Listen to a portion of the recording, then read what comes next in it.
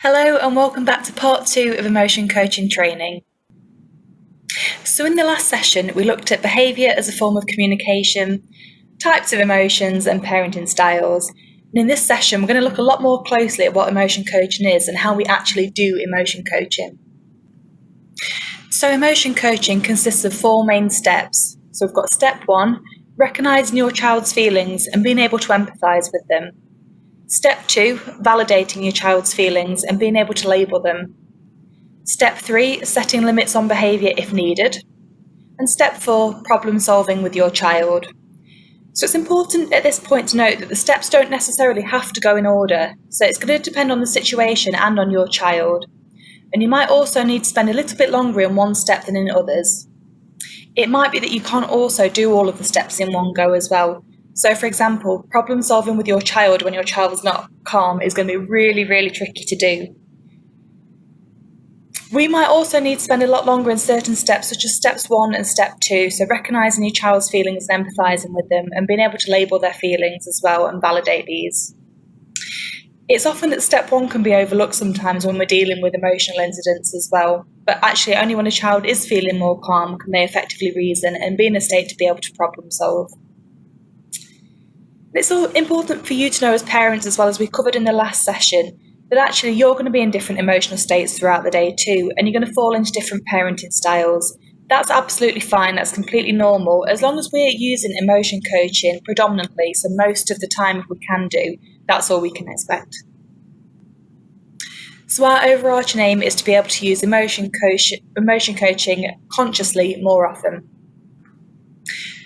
So in step 1, recognising and empathising, this is all about trying to see things from your child's point of view.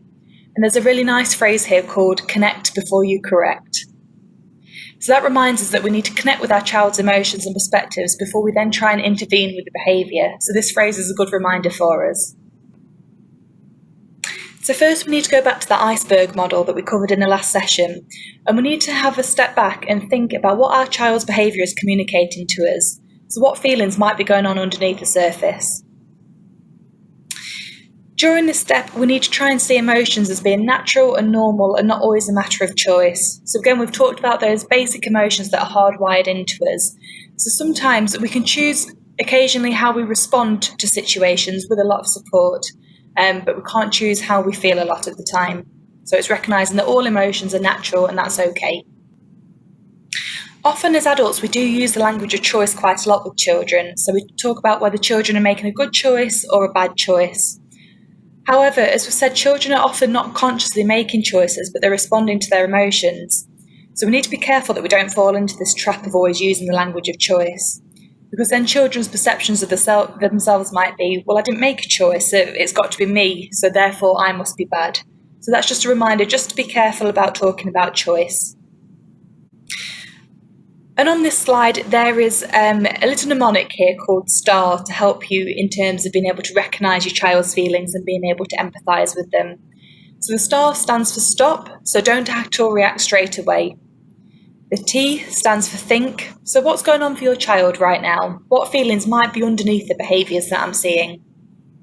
A is attune, so trying to attune yourself with that feeling by putting yourself in the child's shoes. And then reflecting. So for yourselves, because we all feel these emotions, what would be an equivalent situation for you that would cause you to feel that way? So this is just a little prompt that can help you in terms of being able to recognise and empathise with your child's feelings. And on this slide is a nice video that shows the difference between empathy and sympathy. So sometimes our tendency as human beings is when someone's struggling or when someone has a problem that they need some support with, that we want to come in and fix it for them. And we often show sympathy, where actually what a lot of people need is empathy. So I'm just going to show you this video, and there's a link below in case the technology cuts out here, just on the difference between empathy and sympathy.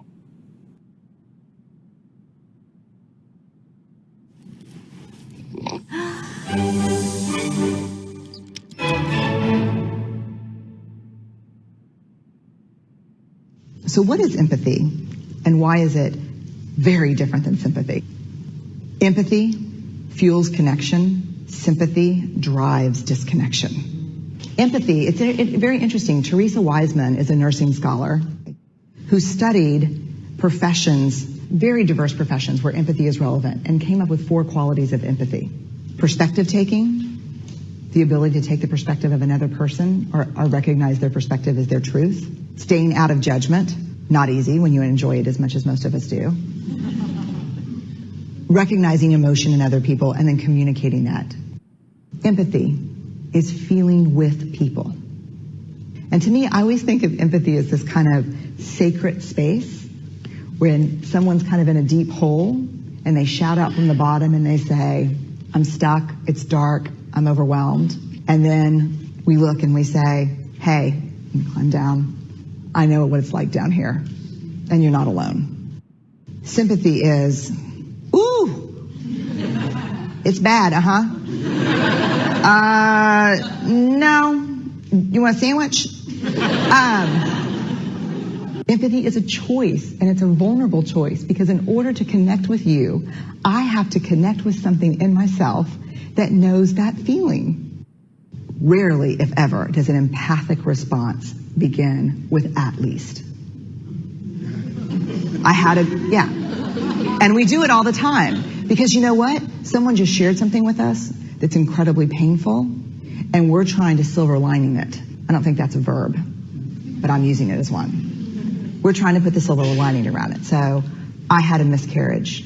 Oh, at least you know you can get pregnant. I think my marriage is falling apart. At least you have a marriage. John's getting kicked out of school. At least Sarah is an A student. But one of the things we do sometimes in the face of very difficult conversations is we try to make things better. If I share something with you that's very difficult, I'd rather you say, I don't even know what to say right now, I'm just so glad you told me. Because the truth is, rarely can a response make something better. What makes something better is connection.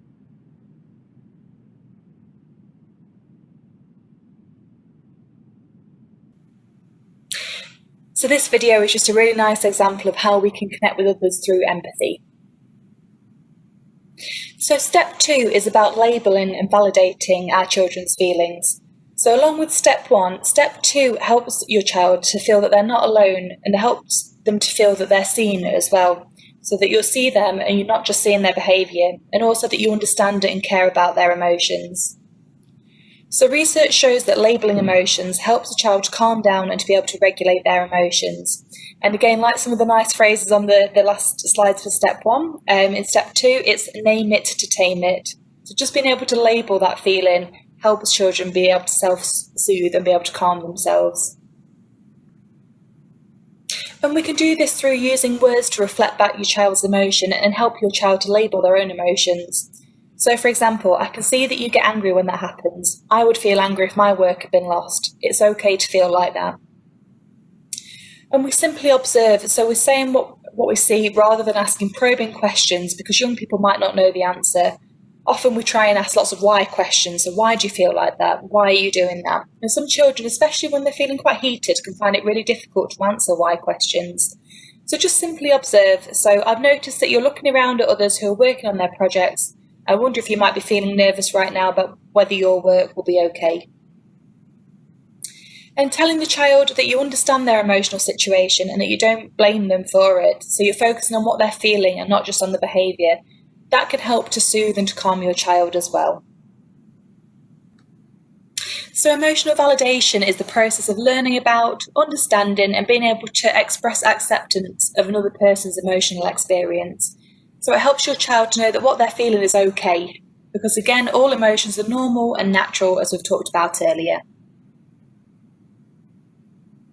And in that moment, it might be quite tricky to think about of what exactly you can say for step 2. So this here gives you a few examples, as we've covered on the last slide as well. So for example, I can see that you get angry when that happens. I would feel that angry if that happened to me.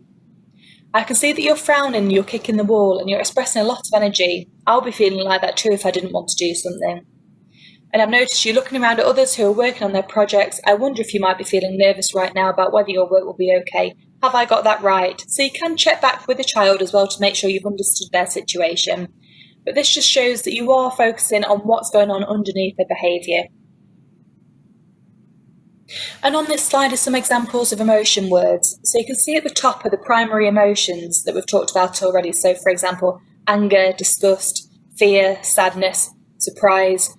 Underneath the primary emotions are secondary emotions that a child might feel. So for example, under anger, might feel frustrated, annoyed, mad, offended, threatened. And these are all emotion words that you can be using. So sometimes people might feel a bit uncomfortable about using emotion words because they're worried they might get it wrong. And sometimes this might stop people from doing emotion coaching. In reality, we're often not far wrong than what we think is going on for a child or young person. And as you probably know from your own child, often they will correct you as well if you've got it wrong. They don't always hesitate to correct you. But these words can just prompt you in terms of thinking about what kind of emotion words we can be using. If in doubt, you can revert back to using the word upset, and children, as I said, will often correct you if you're wrong. Step 3 is about setting limits if needed. So often people are under the misconception that emotion coaching is sort of about being kind and loving all of the time. And it's not that, it's being realistic about the fact that children do need boundaries and expectations are there to be met as well. So setting limits also helps children to feel safe and helps them to know what to expect. It's worth making the point here that setting limits is not the same as punishment. So setting limits is just helping children to understand what the expectations are, whereas punishment often creates a sense of fear in children. And boundaries and limit setting is all about helping a child to feel safe. And this step needs to have a positive focus, so not just explaining what's not acceptable, but an opportunity to explain what is acceptable or what is expected as well. So for example, when you want to go on the iPad, you need to wait for your brother to finish using this and then you will get to go. And at these times as well, we always want to retain your child's self-dignity as well. So we don't want them to feel any kind of guilt or shame, but it's about them understanding what's acceptable and expected in this situation. It's particularly helpful to keep a child safe. And step 4 is about problem solving with your child. So it's important to help children to problem solve so they gradually get to know what they can do next time a tricky situation comes up, with the view that eventually they'll be more independent in being able to do this. Obviously, this needs to be very much age appropriate for your child and dependent on their ability. And like we said previously, we need to make sure that your child's in a calm and relaxed and rational state to be able to problem solve. So it might be a case of coming back to this at a later time.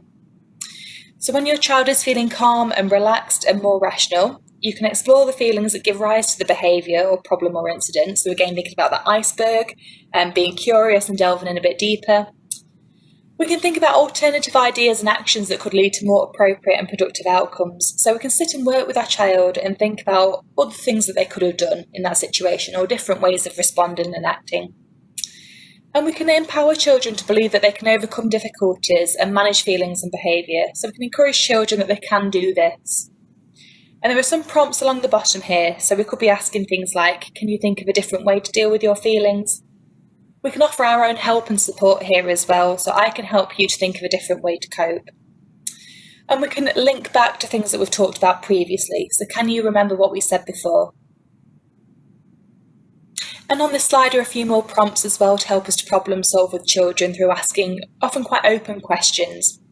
So things like, what does your body feel now? What feelings are you having? Let's have a think about what we could have done instead.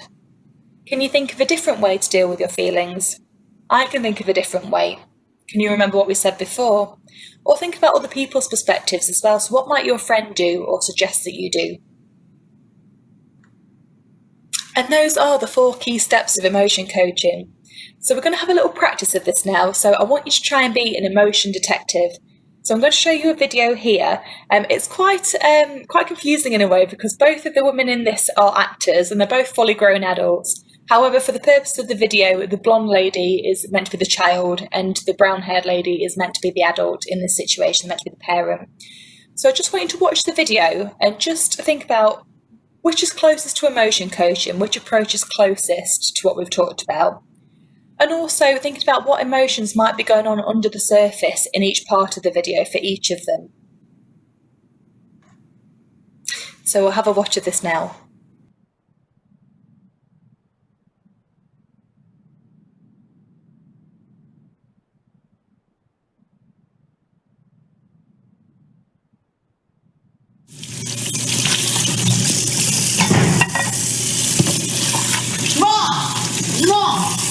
That's it. I hate my teacher. I hate my teacher. Yeah. You wouldn't believe what she did today. You would not believe. Mom, look, Mom, I hate her. I hate, I'm listening. everyone. She picks on everyone. Yeah. Everyone. Yeah. I'm listening, honey. You know what? Could you... You want to know what she did? What, honey? Do you want to... What about Marcus? Yeah. What about Marcus? Do you remember the other day? Marcus. Yeah, I remember, Marcus. Here, take this. Why don't you just... Here, go ahead. Just start drawing. What? What? What do you... Whatever. You don't need to have that. Honey, just give me the dish then. Give me the dish. All right, good. Okay, good.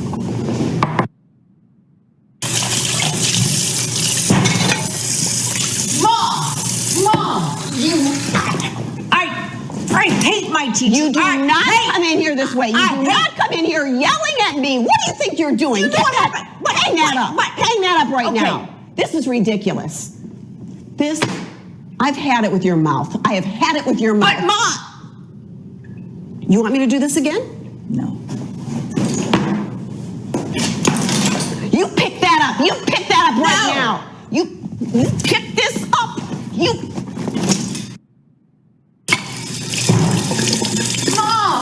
Mom!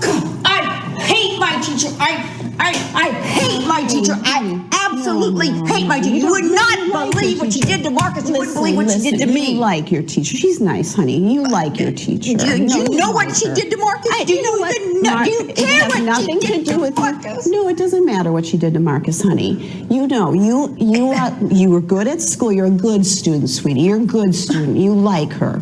And you're good at school. You're a nice person, sweetheart. You're a nice person. So you just have to remember that. Remember how you're a nice person and you like people. Yeah, you do. Yeah. You want a little snack? You want me to get you a snack? Let's just Okay. Let's just have. Let me see. I'm sure I've got some ice cream in the fridge. How about that? Okay. Yeah. Here you go, sweetie. Here, you know what? I'll just get you a spoon. Here you go. Enjoy. Can I have the whole thing? Oh, of course. Yeah. It's better now, isn't it? It feels better now, doesn't it? Yeah.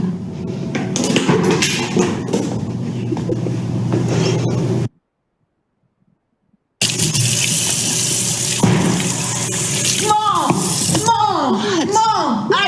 What happened?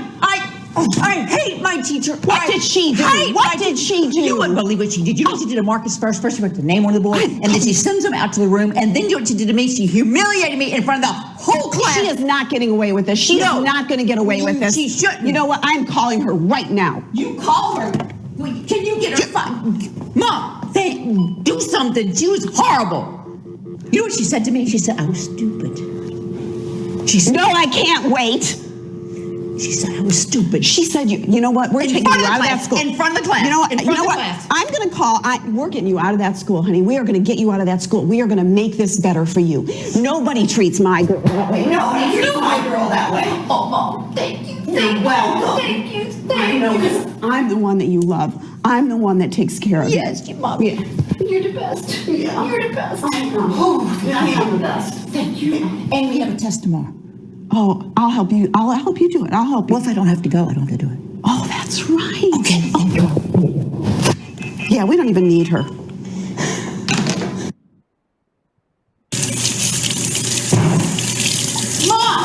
Mom, you wouldn't believe it. I hate my teacher. You would not believe what she did to me today. You wouldn't believe what she did to Marcus. Yes, and you're going to tell me. Take a deep breath.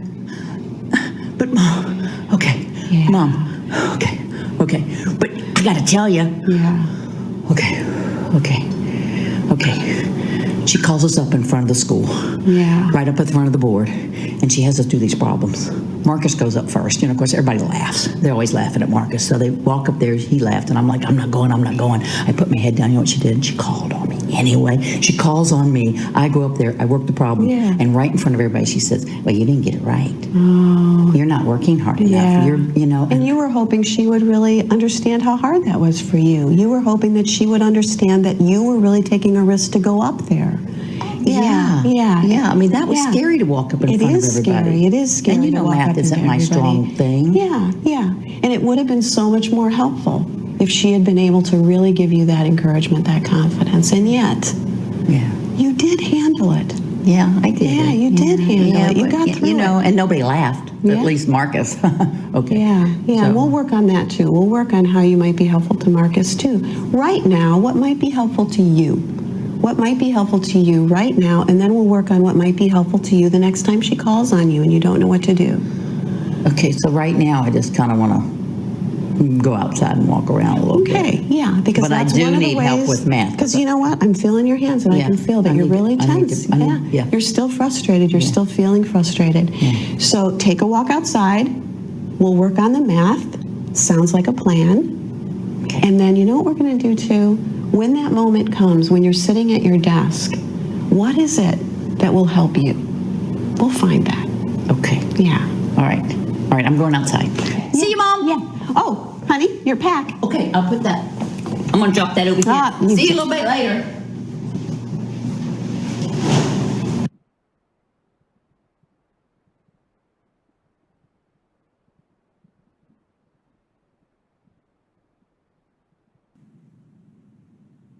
Okay, so that video is quite tricky and quite difficult in a way, because even with some of the different approaches, because the last one was closest to emotion coaching, and we'll talk about why that is in a moment, but some of the later ones, they did help the child in that situation to be able to calm down. But the reason why it wasn't closest to emotion coaching is for some it wasn't setting any limits at all, and particularly for the save situation as well, it wasn't really helping with problem solving. So if we're thinking about that child in the future, if she came across that situation again, how would she know how to deal with that? She would have to come straight back to mum and speak to mum about it, rather than developing any kind of independence with problem solving. And then you noticed earlier ones as well, so we talked about limit setting, but in the punish one, that was all about consequences too. And again, that didn't help the child to calm down, and it disempowered her as well. So the last one was closest to emotion coaching because you could see the mum there. She was even mirroring what her daughter was doing as well. She was taking the deep breaths with her. She was noticing the signs of emotions in her body. So thinking about, I think she said about her physical signs in her hands were still feeling tense, so she was still frustrated. So she was really helping. She was naming it, taming it, really helping her daughter to notice what was going on. And then towards the end, she did think when her daughter was a bit calmer about problem solving as well. So she was validating her emotions, she was recognising and empathising. She still set limits because she asked the daughter to pick up what she'd left on the floor. And then at the end, she was problem solving too. So the last one there is closest to emotion coaching. So we're coming towards the end here. So on this slide is a blank script to help you out a little bit in terms of doing emotion coaching. And I just want you to maybe pause the presentation and have a go at doing this now. So there's two ways you can do it. You can either have a think about a situation that's occurred with your child in the past, and then just complete this under the different steps. So for example, step 1, what feelings might you experience in this situation, and what feelings your child, what were they experiencing? Step 2, label the feelings and validate them. So maybe have a practice, maybe write down some scripts that you could use with your child in case this came up again. Step 3, limit setting if needed. So just have a think about whether you would need to set limits in the situation or boundaries or explain expectations, and think about how we might do that. And again, really think about how to positively set limits as well. So think about saying what we do want to see. And then step 4, problem solving with the child or young person. So help your child to think about different ways they can manage difficult situations. And again, that will be when they're feeling calm. So you can either complete this based on a previous incident which has happened in the past, or if you've got other people at home with you at the moment, you could have a role play with them and role play through these steps. Probably best you don't do it with your child in question, but maybe if you've got a partner or a friend or another parent you can ring up and just try and do a bit of role play with them, that would be great. And towards the end of the presentation, which we'll go over in a moment, there are some extra resources that could help you with this as well. So I just want you to pause the presentation and have a go at this. And here are some of the resources to help you with emotion coaching for each step. So we've got step 1 here, and it's got some of the emotion vocabulary that we can use to prompt us. We've got step 2 about labelling the feelings and validating as well. And again, this just talks through some sentence starters that you can use to prompt you. Step 3 just speaks about limit setting briefly and gives examples of types of positive limit setting.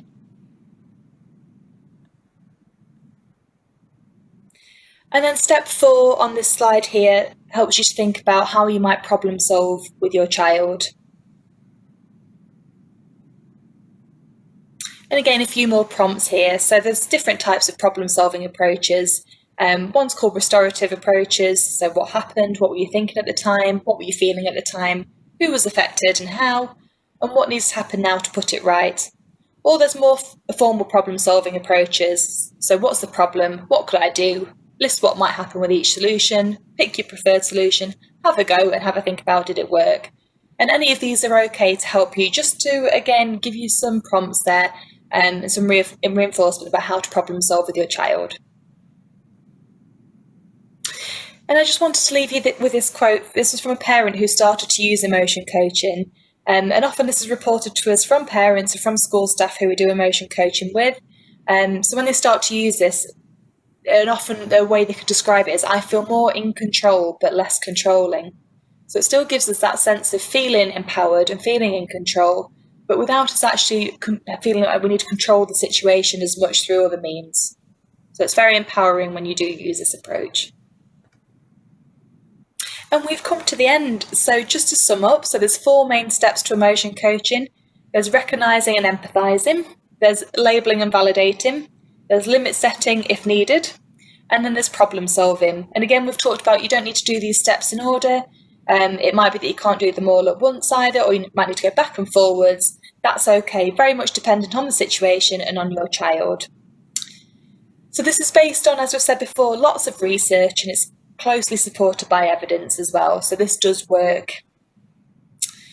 It helps children to understand and manage their emotions and their responses, and it helps parents to feel more in control and more confident.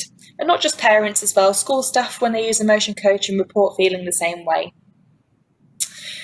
And no one's perfect and gets it right straight away. We said you're going to slip into other parenting approaches, and that is absolutely fine. As long as we try and do emotion coaching, aim for most of the time if we can do, that's okay. And remember some of those key messages as well to take away. So connect before correct, name it to tame it, be curious, not furious. And remember that your child's behaviour is communicating something to you. So be curious, try and investigate what that is. And then at the end here, if you did want to do any more reading around emotion coaching, there's some more supporting resources here. But otherwise, we've come to the end. So good luck with trying out emotion coaching, and thank you very much for listening.